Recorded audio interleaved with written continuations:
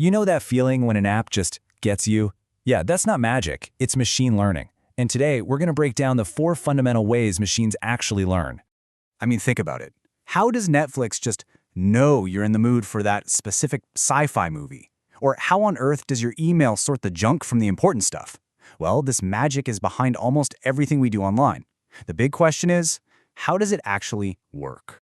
Okay, so the secret sauce here is something called machine learning, or ML. At its core, it's really all about teaching computers to learn from data.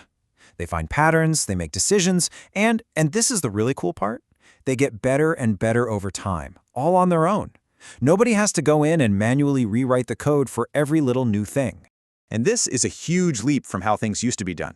See, with the old rule-based systems, a programmer had to sit down and write out every single rule by hand. You know, something like, if an email contains the words free money, then mark it as spam. But what happens when an email says free cash or no cost money? You'd have to write a new rule for every single possibility. It was just brittle. It couldn't keep up. Machine learning completely flips that on its head. Instead of feeding the computer rules, we feed it tons and tons of data, say thousands of spammy emails, and it figures out the rules for itself. Way more powerful, right? All right, so here's what we're going to cover. We'll start with the basics of what machine learning is. Then we'll dive into the 4 main ways they learn. Learning with a teacher, finding hidden patterns, getting a little help along the way, and finally, learning from pure experience. All right, let's jump into our first one, supervised learning. This is probably the most common type you'll run into. The absolute best way to think about it is like a student who's studying for a test, but they have a teacher, and that teacher has given them the answer key. So what's this answer key? In the world of machine learning, we call it labeled data. It's pretty straightforward, really. It just means that for every single piece of information we give the machine, we also tell it the correct answer. The whole point is for the machine to figure out the connection between the question and the answer, so eventually it can do it on its own. Let's make this super concrete. Imagine we're trying to predict if a student will get a job after college.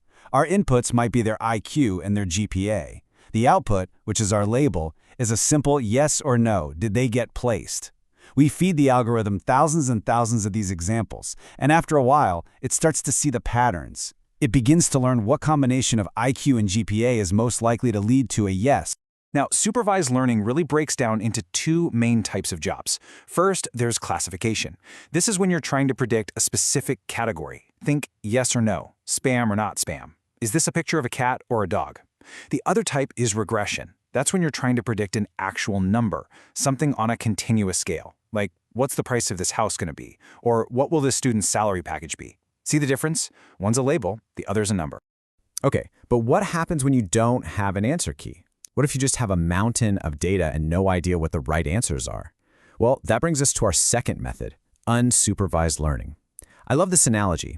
Imagine the machine is like a detective. We just hand it a giant box of clues with no instructions and say, go figure it out. Find the hidden connections. So, to be clear, with unsupervised learning, there is absolutely no answer key. The algorithm is only given the inputs. Its entire job is to just dive into that data and find the hidden structure on its own. It's looking for interesting groups, weird patterns, anything that stands out. And this is way more useful than it might sound. It's actually incredibly powerful. This is how companies can automatically group similar customers together for targeted marketing. It's how your bank flags a weird purchase on your credit card that might be fraud. It's all about the machine finding those surprising, hidden connections that a human might never spot. This leads to probably one of the most famous, kind of funny stories in machine learning. It's the classic beer and diapers example. So a big retail store analyzed all its sales data and found this totally bizarre pattern. When customers bought diapers, they also had a strange tendency to buy beer. The theory was, young dads sent out on a late-night diaper run decided to grab a 6-pack for themselves. So what did the store do? They put the beer right next to the diapers, and boom, sales of both shot up. That's unsupervised learning in action. All right, our third method is a really clever mix of the first 2. It's called semi-supervised learning. The perfect way to think about this one is like an apprentice. They get a little bit of guidance from a master craftsman to get started, but then they're pretty much left to figure out the rest on their own. So why would we do this? Well, think about it. Manually labeling data, Giving the machine all those correct answers we talked about, that can be super expensive and take a massive amount of human effort. So semi-supervised learning is this awesome, practical middle ground. You give the machine just a small amount of labeled data to get it started, and then you let it use what it learned from that tiny cheat sheet to tackle a huge pile of unlabeled data. A perfect example of this is something like Google Photos, right? You go in and you label your dad's face and maybe 1 or 2 pictures. That's your tiny bit of labeled data. The algorithm then takes that little hint and bam, it goes and finds him in the thousands of other photos in your library, all automatically. It's a huge time saver, and it's all thanks to this hybrid approach. Okay, so for all the methods we've talked about so far, we've started with some kind of data, right? Labeled or unlabeled. But what if a machine has to learn completely from scratch, with no data at all? That brings us to our fourth and, honestly, most exciting type, reinforcement learning. The analogy here is a pioneer, exploring a totally new world and learning how to survive through pure trial and error. Seriously, there is no starting data here. The machine, which we call an agent, learns by just doing things. It interacts with its environment. If it does something good, something that gets it closer to its goal, it gets a reward, like a point. If it does something bad, it gets a punishment or a penalty. It's exactly like training a dog. Good action, you get a treat. Bad action, you get a no. And this creates this incredibly powerful learning loop. First, the agent looks around and observes its environment. Then it decides to take an action. After that, it gets a reward or a punishment based on the outcome. And finally, and this is the most important step, it updates its own strategy so that next time it's more likely to get more rewards. Now imagine it doing this millions or even billions of times. This is precisely how AI has learned to master super complex games and even how to control robots.